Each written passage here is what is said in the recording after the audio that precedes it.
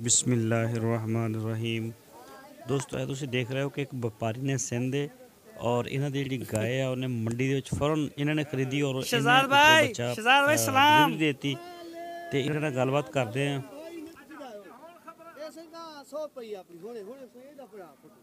ਇਹਦਾ ਬੰਦਾ ਪਿਆ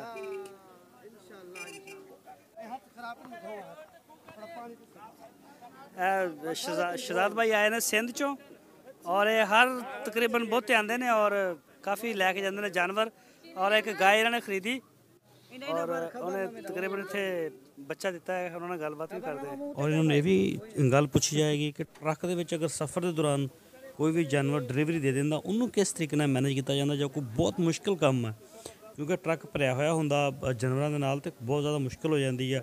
ਦੋਸਤੋ ਅਗਰ ਤੁਸੀਂ ਸਾਡਾ ਚੈਨਲ ਸਬਸਕ੍ਰਾਈਬ ਨਹੀਂ ਕੀਤਾ ਤਾਂ ਸਾਡੇ ਚੈਨਲ ਨੂੰ ਸਬਸਕ੍ਰਾਈਬ ਕਰ ਲਓ, ਵੀਡੀਓ ਨੂੰ ਫੇਸਬੁੱਕ ਤੇ WhatsApp ਤੇ ਲਾਜ਼ਮੀ ਸ਼ੇਅਰ ਕਰੋ ਤੇ ਚੱਲਦੇ ਹਾਂ ਸ਼ਹਜ਼ਾਦ ਭਾਈ ਵੱਲੋਂ ਹੱਥ ਧੋ ਕੇ ਆ ਗਏ ਨੇ, ਉਹਨਾਂ ਦਾ ਇੰਟਰਵਿਊ ਸਟਾਰਟ ਕਰਦੇ ਹਾਂ।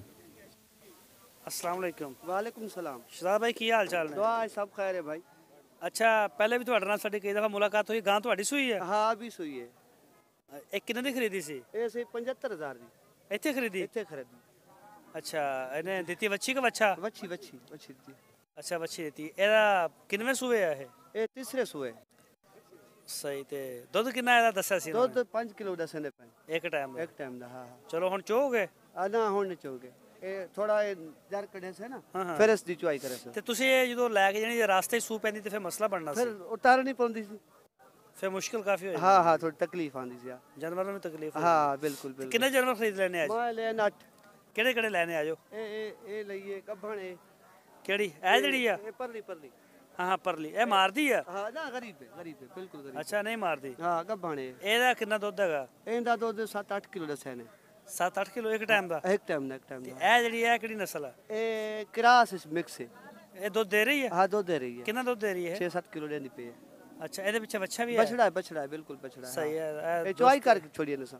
ਅੱਛਾ ਚੁਆਈ ਕਰਕੇ ਲਈ ਹੈ? ਹਾਂ ਹਾਂ ਚੁਆਈ ਕਰਕੇ ਲਈ। ਸਹੀ ਸਹੀ। ਇਹ ਹੁਣੇ ਵੀ ਆਈ ਹੈ। ਇਹ ਹੁਣੇ ਯਾਨੀ ਕਿ ਸੂਈ ਹੈ? ਸੂਈ ਹੈ ਉਹ ਵੀ ਸੂਈ ਹੈ।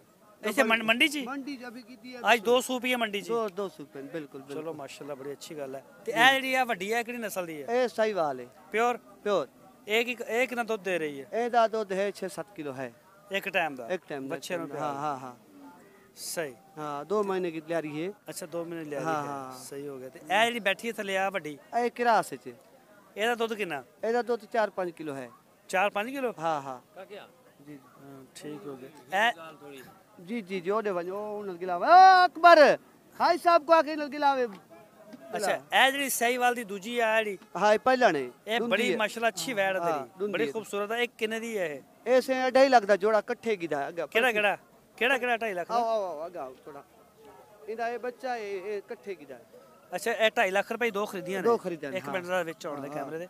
जी जी ਇਹ ਦੋਸਤੋ ਤੁਸੀਂ ਦੇਖ ਰਹੇ ਹੋ ਸਹੀਵਾਲ ਤੇ ਇੱਕ ਚੋਲਿਸਤਾਨੀ, चोलिस्तान ਦੋਨੇ ਸੂਈਆਂ ਨੇ ਤਾਜ਼ੀਆਂ। ताजी हां ਔਰ ਇਹਦਾ ਚੋਲਿਸਤਾਨੀ ਦਾ ਦੁੱਧ ਕਿੰਨਾ ਦੱਸਿਆ? ਇਹਦਾ ਸਹੀ 8 ਕਿਲੋ 9 ਕਿਲੋ ਇੱਕ ਟਾਈਮ ਦਾ? ਇੱਕ ਟਾਈਮ ਦਾ। ਚੋਲਿਸਤਾਨੀ ਗਾਈਆਂ ਦਾ ਦੁੱਧ ਅੱਛਾ ਹੈਗਾ? ਹਾਂ ਉਹਦਾ 6 ਕਿਲੋ ਪਰ ਉਹਦਾ 6 ਕਿਲੋ। ਇਹ ਵੀ ਤੁਹਾਡੀਆਂ ਨੇ? ਹਾਂ ਇਹ ਮੇਰੀ ਗੱਬੜੇ। ਅੱਛਾ ਇਹ ਗੱਬੜ ਸੈਟ ਤੇ ਛੋਟੇ?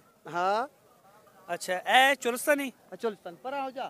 ਅੱਛਾ ਇਹਦਾ ਮਸ਼ਰਾ ਇਹਦਾ ਦੁੱਧ ਕਿੰਨਾ ਹੋਏਗਾ ਦੱਸਿਆ ਨਾ? ਲਿਆ ਇਹਦਾ 6-7 ਕਿਲੋ। ਇਹ ਵੀ ਸੂਣ ਵਾਲੀ ਹੈ? ਸੂਣ ਵਾਲੀ ਹੈ। ਤਾਜ਼ਾ ਸੋਏਗੀ ਨਾ? हाँ हाँ बिल्कुल बिल्कुल। ਅੱਛਾ ਬਸ ਇਹੀ ਜਾਨਵਰ ਖਰੀਦੇ ਨੇ? हाँ हाँ 8 जानवर की ਹਜੇ ਹੋਰ ਖਰੀਦ ਰਹੇ हैं? ना एक बछड़ा ही लिया है सान वास्ते। ਉਹ ਕਿੱਥੇ ਹੈ? ਉਹ ਖੜਾ ਹੈ ਆ ਵੰਜਾ ਕੋਲ ਅੱਗੇ। ਅੱਛਾ ਜੀ ਇੱਕ ਬੱਚਾ ਵੀ ਇਹਨਾਂ ਨੇ ਖਰੀਦਿਆ। ਹਾਂ, ਹਾਂ। ਤੇ ਆਪਣੇ ਸ਼ਹਿਰ ਦਾ ਦੱਸੋ ਇੱਕ ਦਫਾ ਕਿਹੜੇ ਸ਼ਹਿਰ 'ਚ ਲੈ ਕੇ ਜਾ ਰਹੇ ਹੋ? ਅਸਾਂ ਜ਼ਿਲ੍ਹਾ ਘੋਟਕੀ ਤਹਿਸੀਲ ਡੇਰ ਕੀ। ਅੱਛਾ ਬੱਚਾ ਕਿੱਥੇ ਹੈ? ਬੱਚਾ ਉਹ ਖੜਾ ਹੈ। ਤੇ ਆ ਮੱਝਾਂ ਵੀ ਤੁਹਾਡੀਆਂ ਨੇ? ਨਾ ਨਾ ਮੱਝਾਂ ਨਹੀਂ।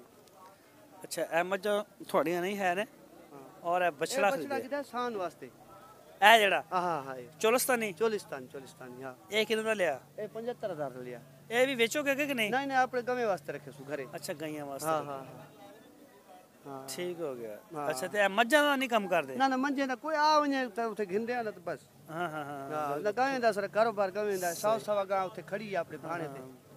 ਹਾਂ ਇਹ ਭਾਈਵਾਲ ਹੈ ਮੇਰਾ ਇਹ ਜੋ ਕੋਈ ਨਾ ਆਸੇ ਇੰਟਰਵਿਊ ਵਾਲੇ ਸਹੀ। अस्सलाम वालेकुम कर दे। हां हां और क्या हो इंटरव्यू। वालेकुम सलाम भाई। अस्सलाम वालेकुम सर। वालेकुम सलाम भाई। ਕੀ ਨਾਮ ਹੈ ਆਪਣਾ? इमाम भाई भाई। ਸਹੀ ਪਾਰਟਨਰ ਹੋ ਤੁਸੀਂ ਦੋਵੇਂ? जी जी भाई। ਸ਼ਹਜ਼ਾਦ ਭਾਈ ਨਾਲ ਸਾਡੀ ਪਹਿਲੇ ਵੀ ਮੁਲਾਕਾਤ ਹੁੰਦੀ ਰਹਿੰਦੀ ਹੈ, ਇਹਦੇ ਨਾਲ ਕਈ ਅਸੀਂ ਇੰਟਰਵਿਊ ਅਪਲੋਡ ਕੀਤੇ ਨੇ।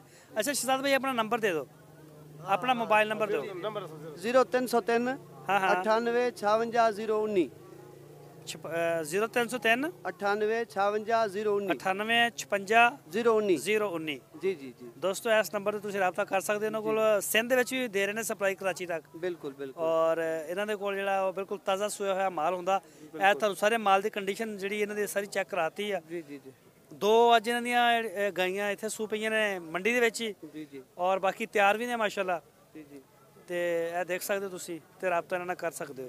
ਠੀਕ ਹੋ ਗਿਆ ਸ਼ਹਜ਼ਾਦ ਭਾਈ, ਮਿਹਰਬਾਨੀ ਸਰ, ਓਕੇ ਮਿਹਰਬਾਨੀ। Sir, okay sir, okay.